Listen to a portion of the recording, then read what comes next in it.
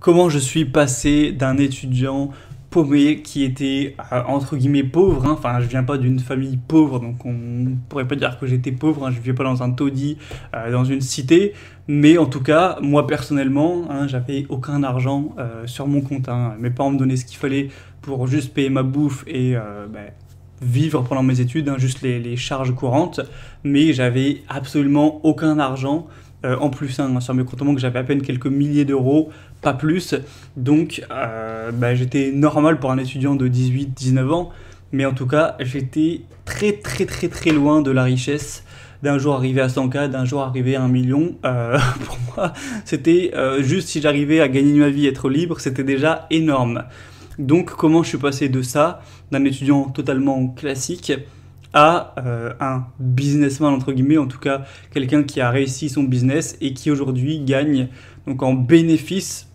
Attention, c'est ne pas confondre le bénéfice et l'argent net que je peux utiliser pour moi, mais du coup en bénéfice actuellement je suis autour des 11 000 euros par mois, donc c'est sûr que ça paraît assez énorme pour la norme des gens en France, mais du coup ce que j'ai pour moi, donc ce que je peux utiliser pour investir, pour acheter des trucs dans la vraie vie, acheter un billet d'avion, bref, ce que tu veux, avec les impôts qui sont assez élevés en France, je pense que c'est, bon, peut-être pas la moitié, hein, ce serait abusé de dire ça, c'est quand même pas la moitié, en tout cas moi qui suis toujours aujourd'hui en micro-entrepreneur, il y en a qui vont te dire, oh, mais tu dépasses le plafond, t'as le droit de le dépasser sur 2 ans, donc pour l'instant j'y suis encore, peut-être que je serai plus bientôt, mais bon, bref, en tout cas j'y suis encore. Et du coup, pour moi, dans la poche, pour te le dire, je pense que je gagne peut-être 6 000 ou 7 000 euros que moi j'ai. Actuellement en tout cas, puisque voilà, avec les impôts, c'est facilement 4 000 voire 5 000 par mois que je paye d'impôts cumulés. Donc bon, ça fait un peu moins rêver déjà, mais c'est quand même énorme, hein. Entre, si j'avais des salariés, j'aurais gagné quoi? J'aurais gagné 1 500 euros net, un truc comme ça. Là, je suis peut-être à, allez, on va dire 7 000 euros net. C'est un très très gros boost, hein. C'est même pas un boost dans Mario Kart, là c'est vraiment prendre le canon qui te fait aller 3 fois plus vite. Donc je vais te raconter un petit peu par rapport à la vidéo d'hier. Donc j'espère que tu as vu la vidéo d'hier qui était très importante pour rappeler les concepts importants sur créer un business, les fausses idées reçues que les gens ont sur le business, de croire qu'il faut inventer un truc, de se lancer dans des trucs qui n'ont parfois aucune raison logique, stratégique. Ce que j'avais dit clairement, c'est qu'il faut se lancer dans un truc où tu as un avantage par rapport aux autres. Soit tu as plus de compétences, soit tu es plus intelligent sur ce domaine, soit tu as plus d'intérêt, soit tu es plus travailleur parce que du coup ça t'intéresse, enfin, c'est lié. Et du coup c'est comme ça que tu vas pouvoir être potentiellement meilleur que les concurrents, que tu vas réussir, gagner les clients et avancer dans le business. Et du coup moi c'est pas compliqué, c'est littéralement ce que j'ai fait. Moi je me suis dit ok, je sais que le business c'est intéressant si je veux prendre ma liberté, et puis même si j'y pensais même pas à l'époque, un jour devenir riche, hein, c'est mieux qu'être salarié. Et du coup je me suis pas lancé dans je sais pas moi, créer une usine qui fait des enceintes portables. Je ne suis pas lancé dans un cabinet de diététique ou encore moins dans une marque de mode, parce que si je m'étais lancé sur ces trucs-là, j'aurais, je pense, pas réussi. Puisque pourquoi en fait j'aurais réussi? J'avais pas de compétences particulières dans aucun de ces 3 domaines. Mais du coup, moi je me suis posé la question, et c'est ce que je t'invite à faire maintenant en même temps que tu regardes cette vidéo, c'est qu'est-ce que j'ai comme compétences, qu'est-ce que j'ai comme savoir-faire qui pourrait me permettre de gagner, d'être meilleur que les autres pour réussir mon business. Et du coup moi clairement je te le disais, j'avais pas 10 000 compétences ou slash connaissances, etc. J'avais la musculation à l'époque, j'étais à fond dans la muscu quand j'avais 18-19 ans, hein, bien plus que maintenant. Donc voilà, j'avais ça dans ma tête. Ensuite, je m'intéressais aussi à la guitare, mais c'était nouveau, ça faisait genre 1 ou 2 ans. Clairement, c'était pas suffisant pour en créer un business, mais bon, ça me trottait dans la tête, on va dire, on va le mettre. J'avais également YouTube, ça évidemment, j'ai commencé YouTube, si tu le savais pas, en 2013. J'ai créé ma première chaîne YouTube il y a presque 10 ans, en 2013. Oh, ça fait aller 9 ans. Et du coup, j'avais arrêté à l'époque, hein, j'ai fait YouTube en gros de 2013 à 2017 environ, j'ai arrêté, donc j'avais quand même 4 ans de YouTube, donc je m'y connaissais bien. ou non, je l'ai compté. Et puis, bah, c'était à peu près tout. Après, sinon, j'avais pas de compétences très particulières, hein. J'étais pas un grand bricoleur, j'avais pas 10 000 connaissances. En même temps, bon, à 18-19 ans, franchement, c'est normal de pas avoir 15 compétences. Et du coup, je me suis dit, ok, bah, faudrait que je crée un business. Est-ce que je vais faire dans la muscu? Je me suis dit, pourquoi pas, hein, j'y ai pensé, hein, à genre devenir coach ou je sais pas quoi, mais c'est vraiment une thématique, la muscu, où tu as une concurrence, ça n'a aucun sens. Vraiment, c'est un, je pense, des domaines les plus compliqués pour ne serait-ce que gagner sa vie, si tu veux être coach ou faire une chaîne YouTube sur la muscu ou faire du contenu, du Instagram ou je sais pas quoi, c'est saturé. Donc je me suis dit, déjà, j'ai pas un niveau hors norme. Ça faisait quelques années que j'en faisais. J'avais un physique bien, mais voilà, pas hors norme. Et puis, c'est saturé. Donc, je me suis dit, c'est chaud, franchement, c'est chaud. Ensuite, la guitare, je me suis dit, bon, ça fait 2 ans que j'en fais. J'ai pas du tout un niveau incroyable. Voilà, bof. En plus, c'est également très concurrentiel. Il y a quand même des. Je regardais, hein, sur internet s'il y avait des concurrents ou quoi, sur les profs, sur le contenu qu'il y avait sur internet et tout. Je me suis dit, putain, c'est chaud quand même. Et après, je me suis dit, bah, YouTube. Donc voilà, est-ce que je pourrais pas utiliser mes compétences que j'ai apprises avec mes chaînes YouTube, etc., donc YouTube, pour bah, engranger de l'argent et tout simplement bah, gagner ma vie, et peut-être plus, et voilà, avoir un business quoi. Et du coup, je me suis penché sur ça.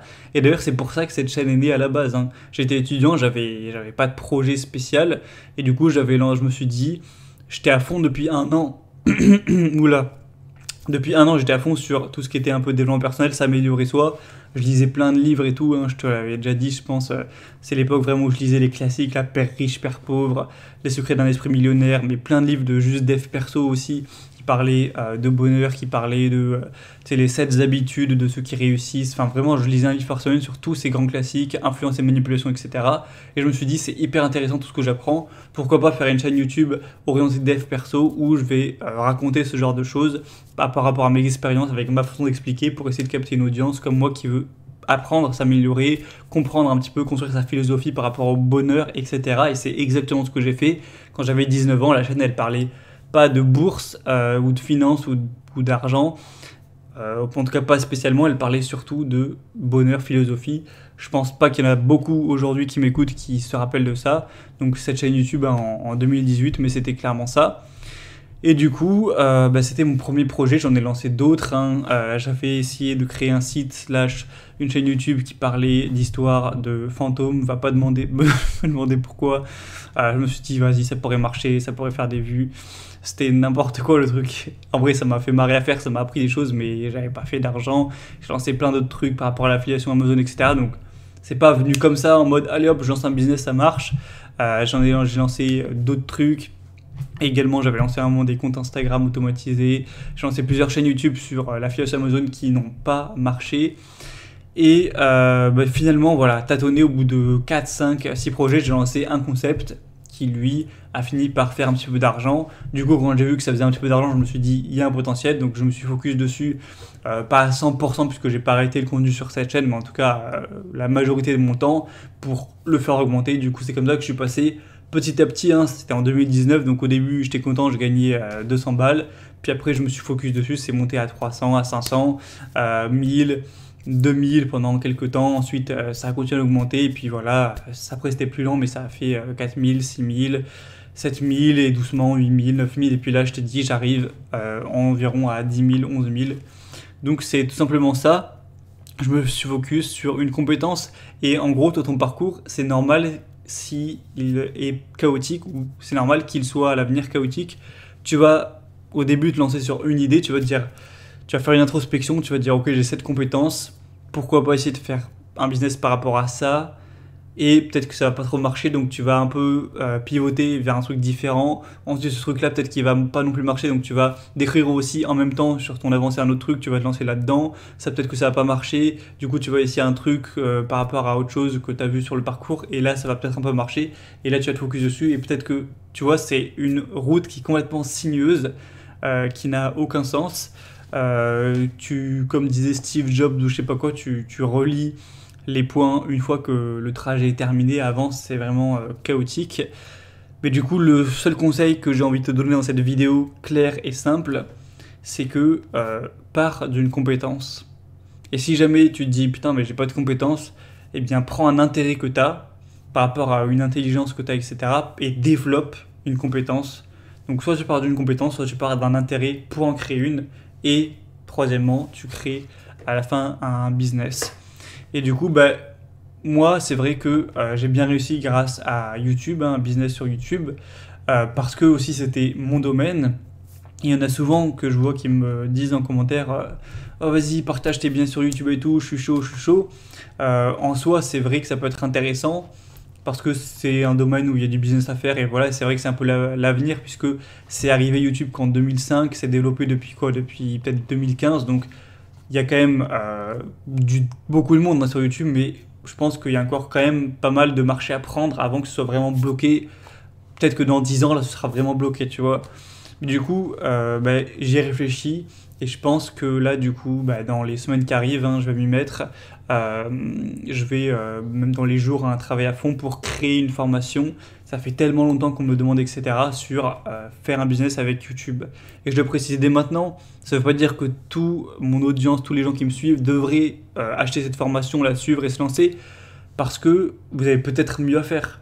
Moi, ce que je dis en gros, c'est essaye de faire un business et de réussir un business. Si ton domaine c'est la pâtisserie, bon, c'est plus difficile à faire qu'ouvrir une chaîne YouTube, mais fais un business avec la pâtisserie, ouvre une pâtisserie, ou alors peut-être une chaîne YouTube sur la pâtisserie, tu peux allier deux trucs.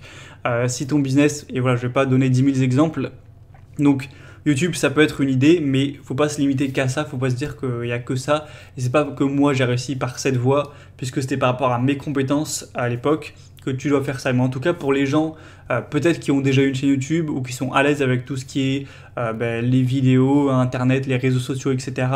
et qui se disent que ça pourrait être une bonne idée pour eux de se lancer sur YouTube, qu'ils ont un potentiel en tout cas à ce niveau et qu'ils ont un intérêt aussi pour YouTube. Et bien dans ce cas-là, c'est vrai que ça peut vous intéresser que je vous révèle comment faire un business avec YouTube, puisque moi j'ai quand même une très grosse expérience, même sûrement plus que quand je parle de bourse, etc. Parce que YouTube, j'ai commencé en 2013, j'ai eu je sais pas combien de chaînes YouTube, j'ai fait je sais pas combien de vues, des millions et des millions. Hein, ma première chaîne quand j'étais ado, elle avait fait des millions de vues, plus de 45 000 abonnés. Évidemment, les business que j'ai actuellement, ça se compte en millions de vues, hein, c'est des gros trucs, ça fait beaucoup d'argent. J'ai eu plein de potes qui ont fait plusieurs chaînes YouTube, j'ai appris de leur expérience, enfin bref. J'ai une énorme expérience sur YouTube, donc c'est logique que j'ai beaucoup apporté dans cette formation. Et du coup, bah, normalement, alors là, je sors cette vidéo, ce sera du coup le vendredi, il me semble, 21. Donc je crois que c'est vendredi 23 normalement que ça sort. Donc logiquement, si j'ai bien bossé, ça devrait sortir dès dimanche dans l'email. Et du coup, la semaine prochaine, je t'en parlerai plus en profondeur. Donc je sais que ça intéressera pas tout le monde, hein. Peut-être qu'il y en a, ils vont se dire, allez, c'est bon, je m'en fous, je regarde même pas les vidéos. Mais en tout cas, c'est un peu comme quand j'ai fait la formation sur l'immobilier. Il y en a, j'avais dit, hein, pour acheter sa résidence principale, il faut avoir un revenu stable pour avoir un prêt. Si tu es étudiant ou que tu n'as pas de revenu stable, que tu es au chômage, c'est pas pour toi. C'est pas grave, hein, il y en a qui ont pris, il y en a qui n'ont pas pris. Enfin, ce sera pareil. Ceux qui sont pas du tout intéressés par potentiellement faire un business sur YouTube ou allier leurs compétences, peut-être qui n'ont rien à voir avec YouTube, pour faire une chaîne YouTube et aussi parce que c'est intéressant de faire un business par rapport à ça. Du genre, ton truc c'est la cuisine, mais tu t'en fous de YouTube, ben, pourquoi pas t'intéresser à YouTube et faire une chaîne YouTube de cuisine et là ça pourrait marcher, tu vois. Enfin bref, donc il y en a qui s'intéresseront pas à ça, il y en a qui s'y intéresseront. On va en parler globalement la semaine prochaine, du coup, normalement. Enfin bref, tu verras bien ça, du coup, dans cette formation que je vais charbonner là. Donc bref, je te souhaite tout mon soutien pour continuer à devenir riche lentement. De toute façon, voilà, c'est qu'un boost. Et aussi pour ceux qui vont, ou qui se sont d'ailleurs déjà lancés dans des business, mais que ça n'a pas vraiment marché, etc. Il faut se dire, encore une fois, je le répète, que c'est un bonus, c'est un boost qui peut être présent pour vous accélérer la liberté financière. Mais c'est pas une obligation. Moi d'ailleurs, je vais finir cette vidéo par ça en racontant qu'est-ce que j'aurais fait si j'avais pas réussi dans le business, si juste aucun projet n'avait marché, que je m'étais contenté du salariat.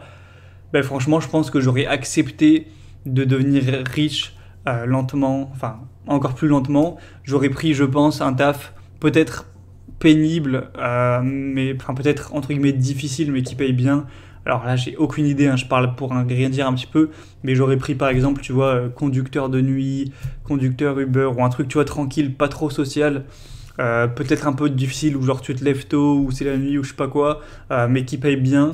Bah, j'aurais essayé de faire un truc, si j'aurais pu me faire 2000 euros, ça aurait été bien, ou même peut-être chauffeur de camion, enfin franchement, j'en sais rien. Un truc, en tout cas, j'aurais essayé de trouver le truc qui me permet de gagner pas seulement 1300 euros, mais d'aller vers du 2000 ou même plus, quitte à faire plus d'heures ou que ce soit plus dur et tout. Ensuite, j'aurais vécu vraiment encore plus comme un moine, je pense. J'aurais vraiment fait en sorte de dépenser un minimum. Je me serais, pareil, formé à fond sur la bourse et je me serais dit, vas-y, t'investis 1000 balles ou même plus de 1000 balles par mois.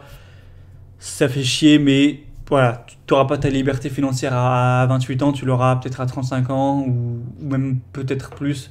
En vrai, je pense que 1000 balles par mois, en 15 ans, ça peut se faire si tu es intelligent dans tes investissements. Et puis, je pense que j'aurais fait ça. Donc, comme quoi, voilà, faire un business, c'est très bien. Ça te permet peut-être d'atteindre la liberté financière en 5 ou 6 ans plutôt qu'en 15 ans ou 16 ans. Donc, on va pas se mentir, c'est ultra bénéf. Mais voilà, faut pas se dire que si tu réussis pas dans le business, c'est mort.